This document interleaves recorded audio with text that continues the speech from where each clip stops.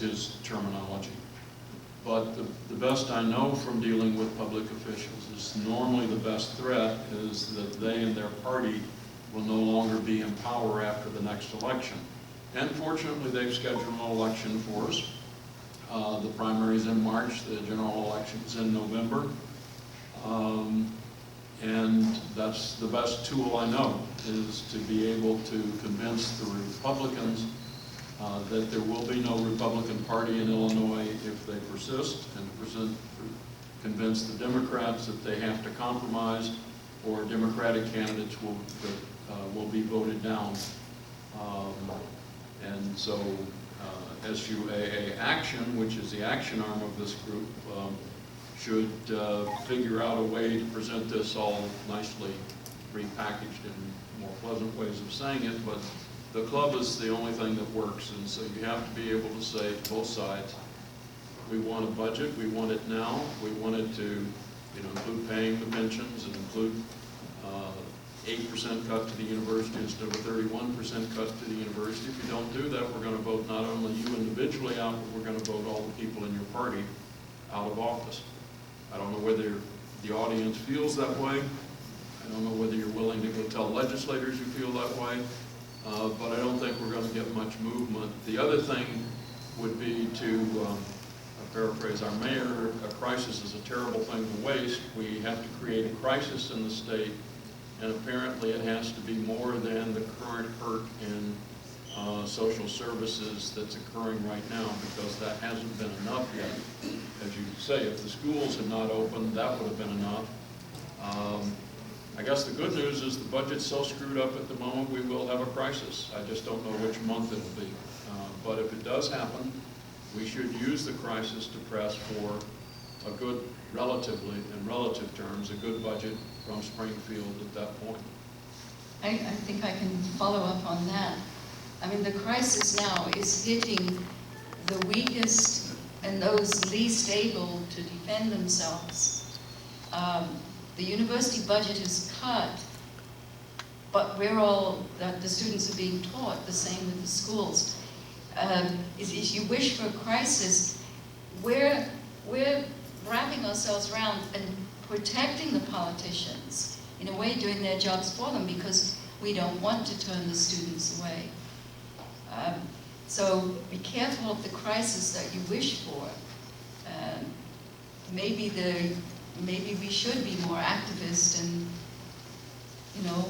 will we get furloughs again? What will happen? It's not a good situation. Question back there. Thanks. Just to follow up, doesn't the governor and perhaps many of the Republicans in the legislature feel that they're politically bulletproof because of the war chest?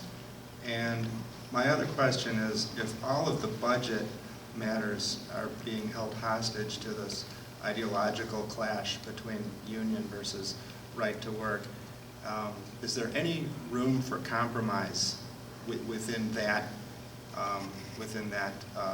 conflict, where the governor could come out with something that he could hold up and declare victory, but without eviscerating the unions and making us a full right to work state?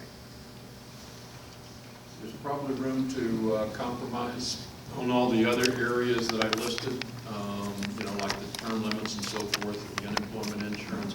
There's really not any room that works for the compromise of the union issue. The governor simply has to decide he's going to wait to try and push that again some other year, because all the proposals do, as you suggest, eviscerate unions to such an extent that it becomes much more difficult. So I don't see that as a compromise, because neither the unions nor the legislators will want to make the kind of compromise. The one simple compromise would be, that sounds good, would be, well, everybody that works somewhere, like at the university, and doesn't belong to the union, then don't have to pay the equivalent of dues. So there'd be no incentive to join, or less incentive individually to join the union. In other places, it would be much worse than here. That's not a compromise the unions would happily accept, because it would make it difficult for them to have the funding to run the union.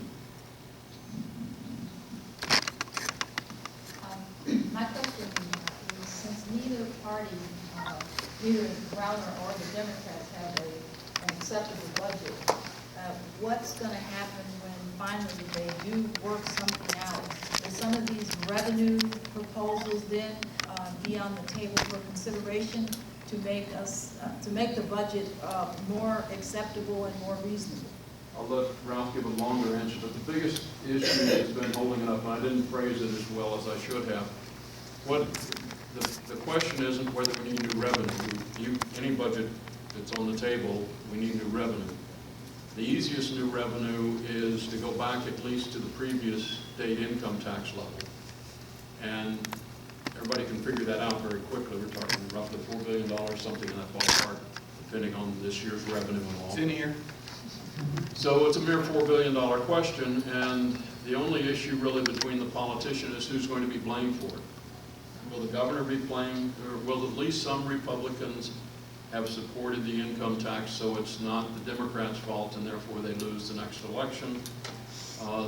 They're fighting about whose blame is it. It's obviously going to be part of the solution. It has to be.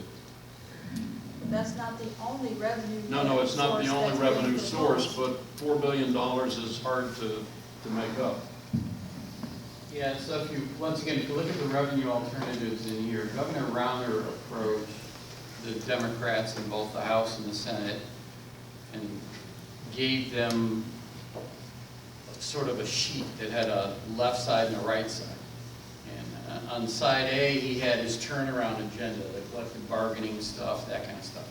And on the other side were revenue alternatives he'd be willing to consider if he got what he wanted here. You're seeing versions of them here. So it's gotten to the point where I don't think there's dramatic disagreement between the parties about the type of revenue sources that need to be on the table, or even what you have to do to them. I mean, there's going to be some will we go up to 5% again on the income tax rate from its current 3.7, or just up to 4.75, so Brown can say I kept it below or what, you know, all that stuff will come out in the wash. But sort of the major tools that are in the kit and the kinds of things you need to do to adjust those tools to generate adequate, sustainable revenue, I think are fairly well understood on both sides of the aisle. And there's some support on both sides, some significant support on both sides of the aisle. The only question is, and I think is when we're going to be adult enough in Springfield to deal with that side of the ledger. And I do think there'll be some Republican votes on it, and at the end of the day, because I think the Democrats will ensure that whatever compromise they have to put on the table on the other thing is balanced with Republicans coming on the table with revenue. Are there any questions from that table? Or I'm looking at tables who haven't. Gentleman at the back of the room. Yes, could you say just a little bit more about the idea of the structural deficit? What happens to that from year to year? For example, when I can't pay my bills from month to month, I carry my debt over to the next month. What happens for a state entity? But that's very simple. You know, in previous years, we just borrowed from the pension fund.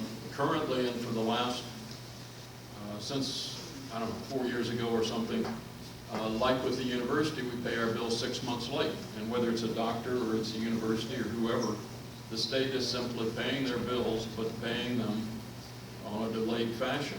And it's not like they sort of negotiate that. They just simply say, well, we'll send you the check after a while, feel better about it. Yes. A couple of things about that. So the sustainability of doing that is in question. I mean, which is clearly what they do is what we just said. They have an accumulation of unpaid bills, liabilities, whatever they are at the end of fiscal year A, that they then pay in fiscal year B at some juncture. The problem is they're paying them in fiscal year B with fiscal year B's revenue, which means whatever your accumulated deficit carry forward was that you pay current revenue with makes your deficit that much bigger in that year plus the growth. So go back to our analysis, and it's not in this report, it's another report, although the picture of the structural deficit is here. What has happened is our loss of recurring revenue from the phase down of the temporary tax increase has worsened the structural imbalance between revenue growth and service cost growth significantly this year.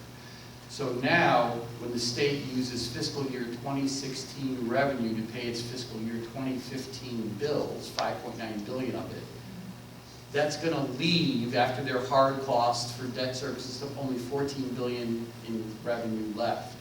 And under the governor's proposal, we're spending over 22, and the Democrats are spending 24. So that accumulated deficit is going to jump to north of 9 billion. And it's going to jump the following year. Well, if you're only spending 22 to 24 billion on services, and you're getting a 9, 10, 11 billion in carry forward deficit from year to year, you're in an unsustainable position, and you're pretty soon going to have to start making dramatic cuts to services.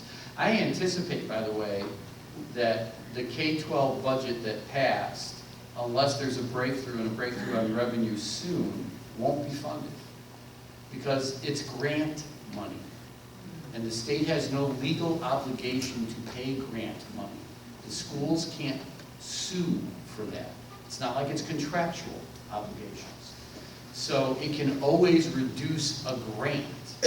And so if this carries forward into, January, February, which some people are saying could happen, K-12 education systems across Illinois are not going to get their third and fourth payments from the state. 66% of our school districts today are deficit spending. And these are not the school districts in Wilmette and Winnetka. So net, a lot of teachers could potentially be laid off mid-year, and class sizes could grow.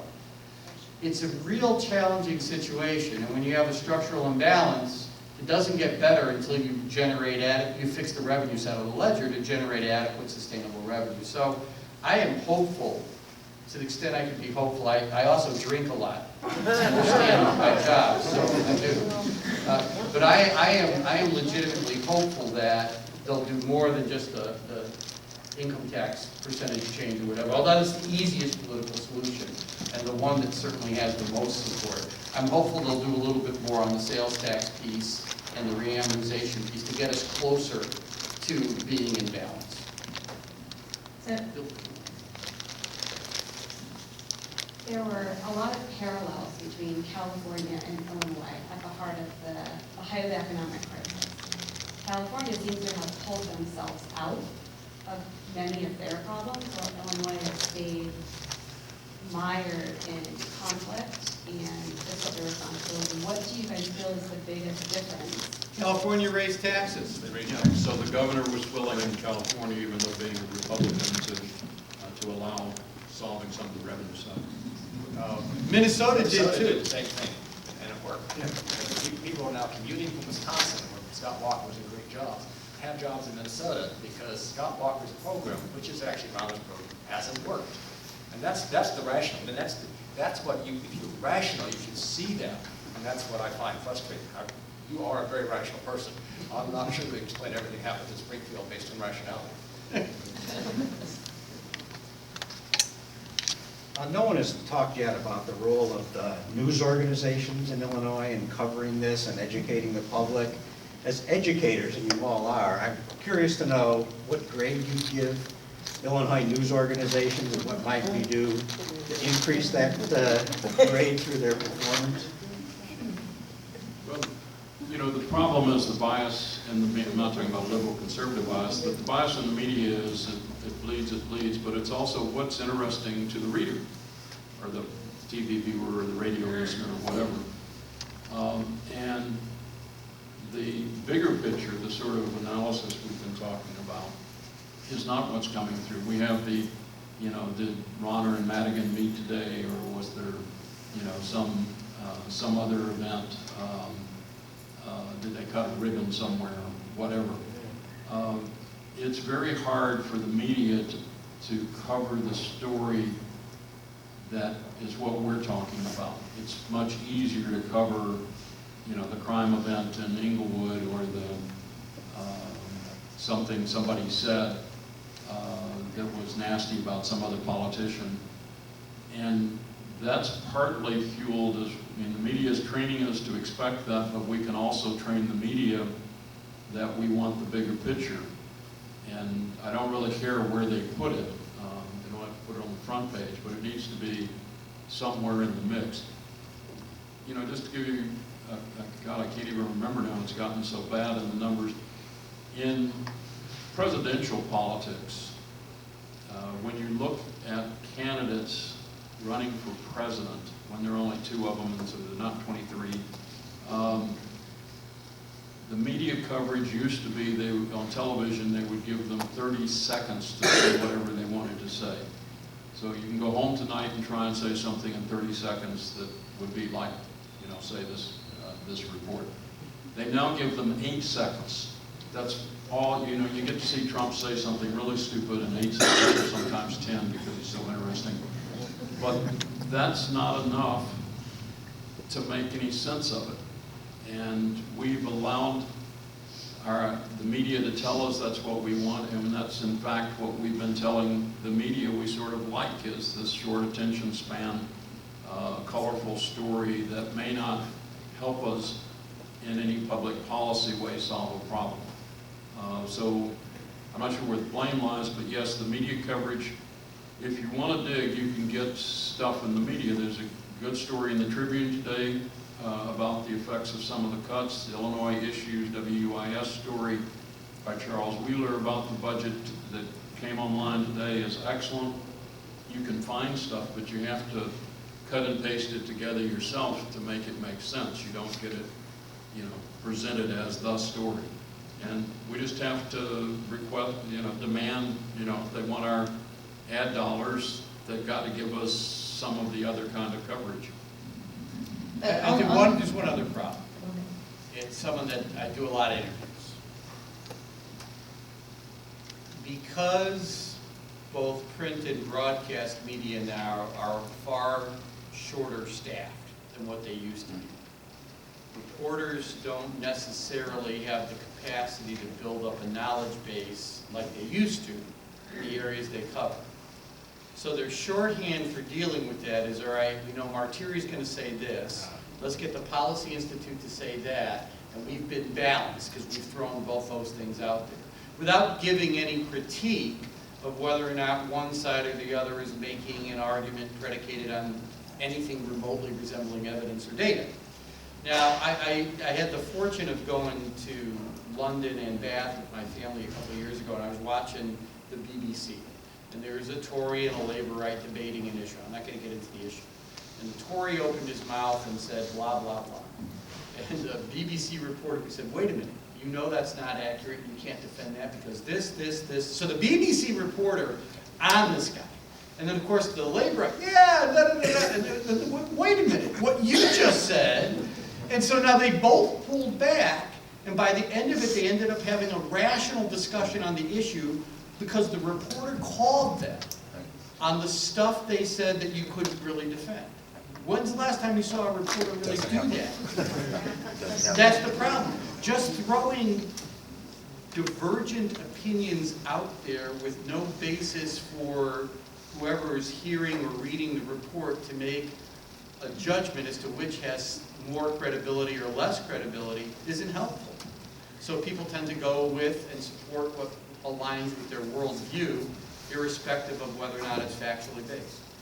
I want to add something to the media, and I see there are 1, 2, 3 questions to come, so I'll make this quick. One of the things that I think irks all of us is the media saying the pension crisis, the pensions. Is this the state employees are the greedy people, and it's our fault there's this big debt? You hear from the numerate people on the panel and what SUAA tells you, it isn't a pension. It's not the pension checks that we are receiving or will eventually receive for the current employees. That's not the problem. It's the borrowing from the pension, the debt on the loan that they took from us. And it all gets called the same thing. So there's a misperception that it's our fault. You need to tell your friends and neighbors that, and Ralph will give the numbers, $1 is coming for our pension, and we paid into that, and it's our dollar, it's Social Security. The other $9 is this debt issue, failure to have the revenue for the expenses that we funded. Is it 1 in 9? Well, out of the state's general fund, the contribution for fiscal 2016 was just increased, by the way, from an estimated 6.8 billion to about 7.2. But of that 7.2, only 1.6 billion is the normal cost of funding benefits for workers. The rest of it's repaying the debt. So you need to simplify. it's See, debt that doesn't apply to your neighbor. Those were big numbers, and who can do the arithmetic? Is 1.4 over 7.2 or something. It's 1 in 9, it's 1 in 8, 1 in 10. It's that kind of ratio. It's the big problem is not pension. It's debt, it's revenue and expenditure mismanagement over many years with a high amount going for interest that gets nobody anything. Question here, and then Dick, and this. This is to piggyback on what you just said. Is the lottery mismanaged because we pay into our pension and people pay, to build the lottery up? And I hear that the state lottery is in trouble. It's not being paid. Is it? Well, there are two different issues. First of all, the lottery money was supposed to go to fund education, meaning K through 12 education, which it does. Only trick is they then take that money out of the general. They don't have to have that from the general fund, so it's Out of still one money pocket and that's into the missed. other, yeah. And so, and yes, is the lottery not doing as well? Yes, it's not. Gambling is down in general, but that's not the main problem with the state budget. It's not the lottery problem. It's just, Yeah, lottery is like $600 million. Now, the state budget is $35 billion, of which roughly $11 billion is hard cost, debt service, those kinds of things. So you're talking about $24 billion on services, roughly. And so a $600 million revenue source, and Dick is exactly right, it's always gone to education, but what we say is it just became replacement revenue rather than enhancement revenue. So for every dollar that came in to education from the lottery, a dollar that used to go there from the income or sales tax came out. And the reason for that was a structural deficit. They didn't have enough money every year to keep doing everything that they did the year before. Hey, great, this $600 million targeted to schools, that frees up this other $600 million we used to put in schools for health care, for social services. So it's not like they did horrible things with money. It's just that they kind of misled voters into believing this would enhance school funding, and it never has. 2 more questions and we'll break the lunch. The lunch is now back in the room. This is interesting.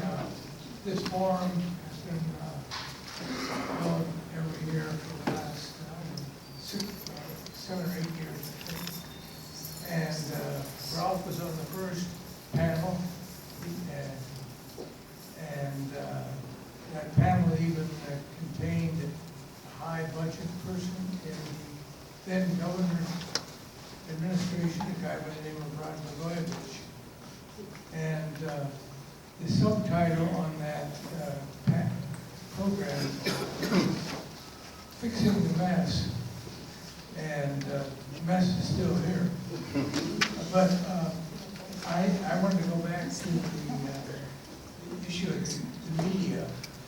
I'm sure Ralph has met with the editorial boards of the newspapers, the media. And I don't know if the other things you have, but I'm wondering if, can you get your message across through say, the editorial boards? You can on many things, but not on this. Would be my short answer. I've met with editorial boards on other questions, and sometimes been able to get the editorials I wanted out of them, but I wouldn't. I don't think it would work this time. I had an interesting experience on this. A year or so ago, Karen Lewis, who was the president of CTU, some of her staff, took me to meet with the editorial boards of the Tribune, sometimes, and Cranes. And the CTU was strongly supportive of the South Street tax. We had very interesting discussions. The articles were not necessarily positive, but 3 weeks after we had those meetings, they did a poll of Chicago in terms of what people thought should happen in terms of fixing the budgets. And the South Street tax had been out for basically 3 weeks at all. Finished in time for first. So you can get the message across, but right, It's unfair that we have to do this in 8 seconds or 30 seconds, but you have to figure out ways to be persuasive in that kind of period of time. Well, my question really has to do with the South Street tax. The real question is, could you talk a little bit about the politics of that? Because we're really pushing against the 1%ers, right? And against an industry which is really a rent-seeking industry rather than a goods and products using industry. I think you sort of answered the question, yes. And I'm glad you brought this up, because Browner and Emanuel both have strong roots in that industry. And by the way, it's important to understand the nature of the trading that goes on here in Chicago. There is no new wealth created. These are not like stock markets. I'm saying that again. In these derivative markets, the money that Brenda makes when she trades with me, I lose, or vice versa. And we both pay a broker, actually, so you could say it's a minus something. So, but because of the power, this goes back to, I think Ralph talked about ideology, the power of sort of the ideology of markets. It's one of the reasons that this is a fight around this particular issue.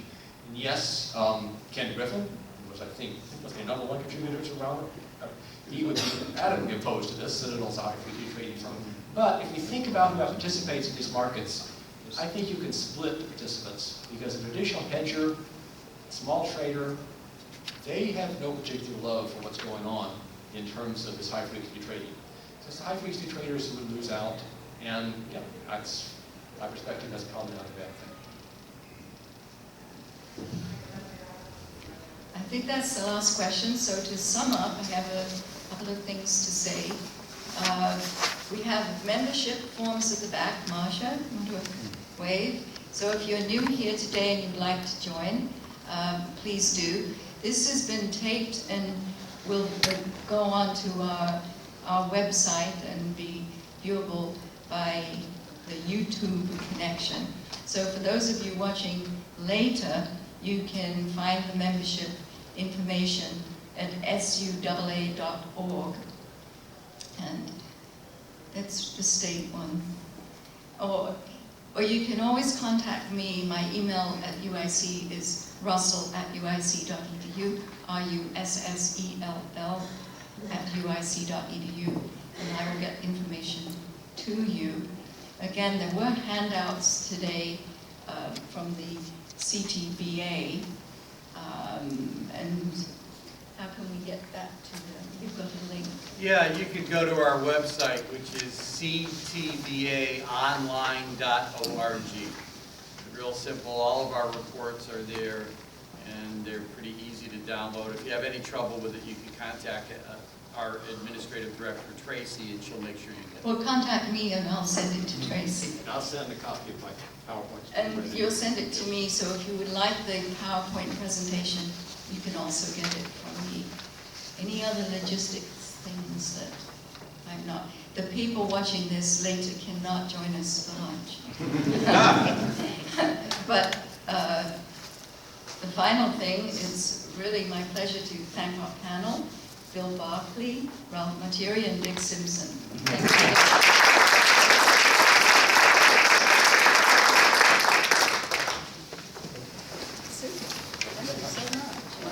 Hey, Bill. I'm good. How you doing? Nice to meet you.